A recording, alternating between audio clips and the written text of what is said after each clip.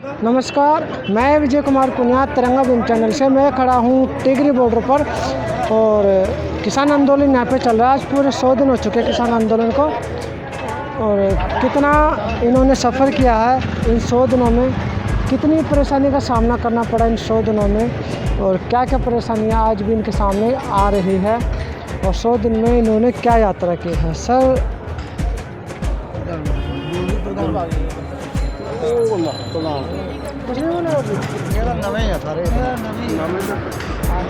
पूछते हैं लोगों से कि 100 दिन में इन्होंने क्या क्या समस्याओं का सामना करना पड़ा और क्या क्या दिक्कत आ रही है। माता जी नमस्कार। नहीं मैं नहीं बोल सकती हो ना, तू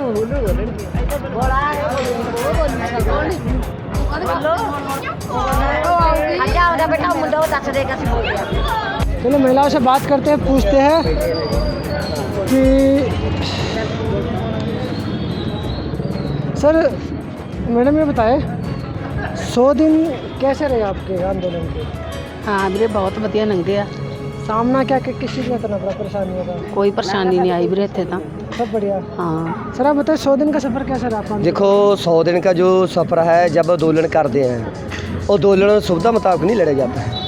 आंदोलन में समस्याएं भी आती है, आंदोलन में कठिनाइयाँ भी होती हैं। जो मैं ये जानना चाह रहा था कि 100 दिन में क्या क्या सामना। 100 दिन में जो भी होया उसका हमने बहुत टाकरा करिया, क्योंकि ये लड़ाई है जो लंबी लड़ाई है। कई बारी दूध नहीं आता, कई बारी कोई चीज़ नहीं मिलती, वो कोई ज़्यादा नहीं मायने रखती। हमारा जो आंदोलन है वो बहुत बढ़िया आंदोलन चल रहा है। समस्या के बाद भी बहुत बड़ी गिनती किसान आ रहे हैं, महिला आ रही हैं, बच्चे आ रहे हैं, बूढ़े आ रहे हैं। सरकार ने बोले सियाल में जो सर्दी थी कि बुजुर्गों को घर तोड़ दो, बच्चों को घर तोड़ दो, ना बच्चे घर गए ना बुजुर्ग गए। अभी आ गई गर्मी, सरकार को ये लगती है कि लोग गर्मी में बैठेंगे नहीं। हमने पखे का भी प्रबंध कर लिया, एसी का भी प्रबंध कर लिया, पानी के लिए बम्बी भी लगाती, जो हमारे रहने के लिए गया उसमें पार्क बना के उसमें फूल भी लगाते। सरकार को देख लेना चाहिए कि हमने तो पक्का डेरा डालिए, हमारा मकान है, ये मकान हमारा 2024 तक रहेगा। मोदी देख ले कब ठाना, हमारा तो 2024 तक पक्का परमानेंट घर बन गया। मतलब जब तक कानून वापस नहीं होगा आप यहीं पर रहोगे? हाँ इधर ही है। अगर वापस हो जाए तो वापस हो गए तो फिर तो मतलब ही ना, जिस मांग के खातर बैठे हैं, जो मांग का मसला ही हल हो गया फिर बैठने का क्या फ़ायदा।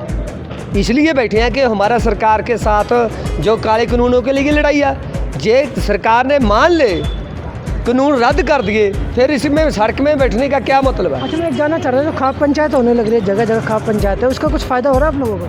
देखो जो हरियाणा में खाप पंचायत हो रही है वो आंदोलन को बढ़ावा दे रही है। जो लोग नहीं आ रहे, हमारे पंजाब में नहीं खाप पंचायत हो रही। हमारे पंजाब में फैसला करेंगे, कोई पंचायत नहीं करेंगे। जो फैसला करेंगे किसान संगठन करेंगे, किसान संगठन जो भी सदा देंगे वो सदे तहत है। जो हरियाणा वाले कर रहे हैं बहुत बढ़िया है। हरियाणा की पंचायतों मता पा रही है कि गांव का हर एक आदमी को जाना चाहिए। असी कहने कि हरियाणा वालों का विशेष धन्यवाद जो गांव में मते पा रहे हैं, जहाँ आंदोलन के बीच आ रहे हैं। किसी भी तरह की जो भी सुविधा हरियाणा की तरफ से बहुत मिल रही है। अच्छा ये जो 5 राज्यों में चुनाव होने जा रहे हैं, क्या उस पर कुछ असर पड़ेगा शाम का? असर ना देखना, रात को तारे हरेक देखता ना, दिन में पहली बार भारत के किसान दिखाए गए मोदी को। पता चलेगा कि दिन में पता चलता है तारे हैं। मोदी को वहम है ना कि बीजेपी का रात कोई नहीं रोक सकता। आरएसएस को लगता कि जो हमने कहा वही होता है। ऐसी उल्टी गिनती होगी, जो किसान कहेंगे वही होएगा। 5 राज्यों में बीजेपी की ऐसी फटी पहुँची जाएगी कि बीजेपी मुँह दिखाने के लिए रुकेगी। अरे राकेश टिकैत ये भी कह रहे हैं कि अप्रैल में पश्चिम बंगाल में भी जाएंगे। वो तो हमारे संगठन वाले तो जाएंगे, हमारे संगठन तो जाया। जो हमारा KIM संगठन ऑल इंडिया किसान मजदूर सभा कीर्ति किसान यूनियन के सूबे के मीत प्रधान 4 तारीख को बहुत बड़ी कलकत्ता में रैली हो चुकी है। बंगाल में तो हमने बिगल बजा दिया कि मोदी को हराओ, जो मर्जी हो जाए, जितने भी बीजेपी के नुमाइंदे या। अच्छा मैं ये जानना चाह रहा था, आप लोग मोदी को हराने के लिए आए हो किस आंदोलन को, जो 3 काले कानून है उसको वापस कराने के लिए आए? पहली मांग है हमारे काले कानून तीनों रद्द कराना। जे मोदी बात नहीं मानेगा तो बीजेपी के खिलाफ प्रचार करेंगे, क्योंकि सबसे बड़ी दुश्मन बीजेपी है। बीजेपी कानून लेके आई है, हमारा ये नहीं मतलब कि हम दूसरी पार्टी की सपोर्ट कर रहे हैं। कांग्रेस की भी वही नीति है, कामरेडों की भी नीति हुई है, जितनी सियासी पार्टियां आप से लगा के सभी ये नीतियों की सहमति है। पर आज लड़ाई हमारी मुख्य है बीजेपी के साथ जो फांसीवादी सरकार उसके खिलाफ, इसलिए मोदी के खिलाफ प्रचार करेंगे। अगर मान लो बीजेपी तीनों काले कानून वापस ले ले तो फिर आप लोग प्रचार करोगे उसके खिलाफ के भी आगे इनको नहीं, सत्ता में नहीं ले? मेरी बात सुनो, जे तुमने मेरी बात मान ली मैं तो फिर बेवकूफ़ बना जे तुम्हारे खिलाफ बाद में भी प्रचार करूँगा। जब तक रौला चलेगा तो उस टाइम ही खिलाफ बोले जाएंगे ना। जे कानून बात से ले ले फिर क्यों बोलेंगे बीजेपी के खिलाफ? वो तो मसला नहीं ना, मसला तो इसलिए है कि तीनों कानून रद्द नहीं कर रहे, इसलिए उनके खिलाफ हमारी लड़ाई सत्ता के खिलाफ है। चाहे बीजेपी, चाहे कांग्रेस, चाहे अकाली दल, चाहे आप, चाहे कांग्रेस, जो सत्ता पर बैठ के कोई सी भी पार्टी हो चाहे सत्ता में, मैं कहना कोई भी होए, लाल झंडे वाली होए, जो लोगों के विरुद्ध फैसला करेगी उनके खिलाफ भी संघर्ष है, जो आप करेगी उसके भी खिलाफ संघर्ष है। पंजाब में कांग्रेस की नीति है उनके भी खिलाफ, केंद्र में बीजेपी की सरकार है, तो इसलिए तो फिर मेन बीजेपी है ना। अच्छा, गैस सिलेंडर के जो रेट बढ़ रहे हैं और पेट्रोल के डीजल के जो रेट बढ़ रहे हैं उसका कुछ असर आप लोगों पे हो रहा है क्या? अच्छे दिन आए हैं, अच्छे दिन अच्छे दिन आ गए, बहुत अच्छे दिन आ गए। 100 से पार पेट्रोल चला गया तो 950 से सिलेंडर चला गया। अच्छे दिन मोदी ने क्या किया, अच्छे दिन आगे। और कुछ बताना चाहोगे सरकार के खिलाफ, जो सरकार से कुछ उम्मीद आप जो कर रहे हो? सरकार संविधान से चुनी हुई है, उम्मीद तो रखेंगे ना। जो उम्मीद नहीं रखनी फिर बैठेगा क्या फ़ायदा? उम्मीद से दुनिया चलती है। जो आदमी उम्मीद छोड़ दे वो ज़िंदगी का जोड़ने का कोई अर्थ नहीं रहता। हमारी उम्मीद है कि सरकार को, मोदी को परमात्मा मत देवे, इनको अकल देवे। जो बीजेपी के अकल तो है उन लोगों को, आपके लिए तीन कानून बनाए, अकल तो होगी ना। जो मेरी बात सुनो, एक आदमी बोलता है सभी फैसले लागू कर देता। नोटबंदी करी, जनता को नहीं पता। जीएसटी लगाया, व्यापारियों को नहीं पता। कश्मीर में 370 धारा तोड़ी, उनको नहीं पता। एनआरसी आया, लोगों को नहीं पता। राम मंदिर का मसला हल करा सुप्रीम कोर्ट कराही, लोगों को नहीं पता। ये कौन सा चश्मा भाई बीजेपी के साथ वो आका कि जो बीजेपी को दिखता वो अच्छा दिखता, बाकी लोगों को दिखता नहीं।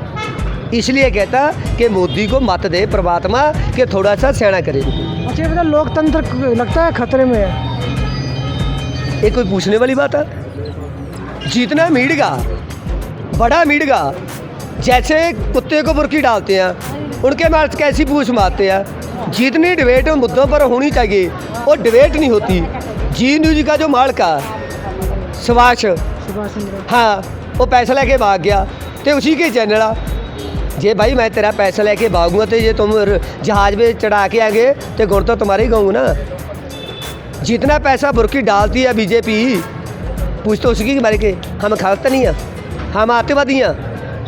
हम कौन सी स्टेट से आए हैं कि जो मीडिया सब दिन बोलता है ये ऐसे ऐसे ऐसे या? लेकिन अब तो उनका सुर बदल चुके हैं ना, तो नहीं कह रहे, पहले कह रहे थे तो। नहीं, जी पूछ, उन्होंने देख लिया ना कि खाप पंचायत में कितनी। नहीं, जी न्यूज वाले की पूछ से वैसी की वैसी है। कहने कुत्ते की पूछ जितना जर मर्जी डाल देने पैप में वो सीधी नहीं होती, रहती तो टेढ़ी है। ऐसा ना सर, उनको तो पैसा मिला तो बोलेंगे उनके लिए। भाई मैं बोलता ना, सभी चीज़ पैसा नहीं ना होता, बंदे की आत्मा भी होती है, ज़मीर भी होती है ना। जिसकी ज़मीर मर गई फिर उसका क्या करेंगे भाई? जो जी न्यूज आ, बड़े बड़े चैनल आ, जो माल का, किसी की ज़मीर मर गई फिर क्या करेगा? क्या करेगा बताओ? जे मेरी ज़मीर मर गई, मैं जो मर्जी बोलिए, आदमी की एक ज़मीर ही होती है ना, जो वो मर जाए किसी के फिर हम कुछ नहीं कर सकते। अच्छा, राकेश टिकैत ये कह रहे थे जो फसलों की कटाई होगी तो कटाई होने के बाद उसकी वो साफ़ सफाई करने के बाद गेहूँ को बेचने के लिए पार्लियामेंट में लेके जाएंगे। देखो, हमारा संयुक्त मोर्चे का कोई फैसला नहीं। जो संयुक्त मोर्चा कहेगा हम वो करेंगे। अरे कैसे ने क्या क्या ना किया? राकेश टिकैत तो शायद वो प्रवक्ता है ना संयुक्त मोर्चा का। कोई ज़रूरी नहीं कि जो प्रवक्ता बोल दे वो फैसला होता है। फैसला वो होता है जो संयुक्त मोर्चा करेगा। जो प्रेस के साथ हमारे सामने प्रेस कॉन्फ्रेंस करेंगे ना, हम उनको मानेंगे। जो बोल दिया कि 6 घंटे KMP रोके संयुक्त मोर्चे का फैसला, संयुक्त मोर्चे का फैसला कि बंगाल में जाना है, संयुक्त मोर्चे का फैसला कि कल को औरत दिहाड़ा वो मनाना है, ये संयुक्त मोर्चे का फैसला। जो मैं बोल दिया ये संयुक्त मोर्चे का फैसला नहीं होगा, ये मेरा फैसला होगा। और एक चीज़ और था, जो आप लोगों का ट्रॉली टाइम से बाहर निकल रहा है वो लोगों तक पहुंच नहीं पा रहा, बहुत ही कम लोगों तक पहुंच रहा है। देखो हमारा नहीं, वो किसी पर्सन संगठन का पहुंच रहा ना पहुंच रहा है वो जवाब देंगे। हमारा संयुक्त मोर्चे का लैब प्रोग्राम चलता है, वो चलता है। हमारा संयुक्त मोर्चे का पैनल बनाया होगा, जो लड़के पकड़े होया वो रिहा हो रहे हैं। इसमें बातों कर सकते हैं कि भाई तुम्हारा लोकल जो बनया हुआ सेल है वो बच्चों के लिए, वो किसानों के लिए क्या कर सकते हो, उसका बता सकते हैं। महिलाओं की कितनी भागीदारी हो रही है आपके किसान आंदोलन में? पहले जो तुम्हारे वाला कैमरा ये साख से देख रहे हो कि महिलाओं की कितनी भागीदारी है। मैं तो बोलूँ 4 लाख है, मेरे कहने से नहीं ना, तुम्हारा कैमरा बताएगा कि महिला की बागी पहले दिन से लगा के अब दिख रहा। दूसरी बात कल को देख लेना। अच्छा, मैं एक चीज़ और जानना चाहता, आप लोग यहाँ पे 100 दिन से बैठे हुए, तो घर में काम काज कैसे चल रहा है आप लोगों को, खेती बाड़ी का? देखो जब आंदोलन लड़ते हैं उसकी ब्योत होती है, खास करके पंजाब वाले को पता है कि आंदोलन कैसे लड़ते हैं। ये मेरे घर वाली है, वो मेरा बेटा है, ये मेरी माता है, ये हमारे गांव के सभी परिवार हैं। एक परिवार में घर में है वो काम चलेगा। जितने आदमी इधर बैठे हैं उतने आदमी घर का उनका काम संभालते हैं, इसलिए कहते हैं कि 2024 तक लड़ेंगे। अच्छा, मेरा आखिरी सवाल ये था कि सरकार को कुछ कहना चाहोगे, आप कुछ सलाह देना चाहोगे? नहीं, सरकार को तो कहना है कि भाई चुनी हुई सरकार आ, संविधान के मुताबिक बैठे हैं, संविधान के मुताबिक मान लो। ये पहली बार होया कि किसी आदमी ने टीका नहीं लगाना। डॉक्टर बोलता भाई मैं तो टीका लगाएगा, क्योंकि टीका अच्छा लगाने के लिए। मोदी को बोलते हैं कि अभी भी कुछ नहीं हुआ, मान लो यार बात।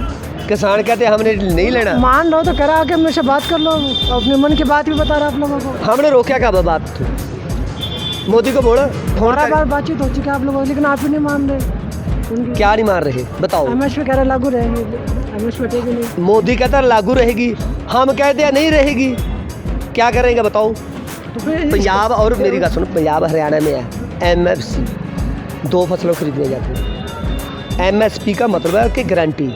वो जो क्रिकेट वाला बल्ले वाला क्या बोलते हैं, तंदूर ततला के बतला बच जाता, उसका बेटा एमएसपी पर खरीदा गया है कि हमारी फसल क्यों नहीं खरीदी जाती। आईपीएल मैच जो खरीदना ना 52 लाख रुपये से कम कोई खरीद नहीं सकता है, वो भी इनके यारों ने खरीदा जो बड़े बड़े घराने हैं। जो उसका लड़का 52 लाख में खरीदा जा सकता एमएसपी पर, फिर हमारी फसल क्यों नहीं खरीदी जा सकती?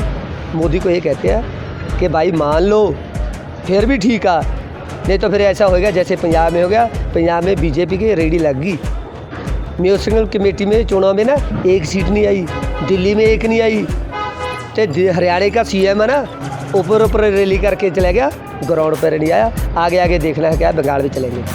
ये थे हमारे साथ किसान नेता जिन्होंने काफ़ी सारी बातें बताई है कि किस तरह से जो बीजेपी का आने वाले टाइम में सुपड़ा साफ होगा, और अगर हमारी बात नहीं मानेगी तो हमारा आंदोलन जो है आज 100 दिन हो चुके, तो आगे 200 दिन भी होंगे, और 2024 तक हम लोग यहीं पर बैठे रहेंगे जब तक हमारी बातों को माना नहीं जाता। और हमारी मांगे जो है 3 कानून वापस लेने के, जब तक वो नहीं माने जाते तब तक जो है हम लोग यहीं पर बैठे रहेंगे।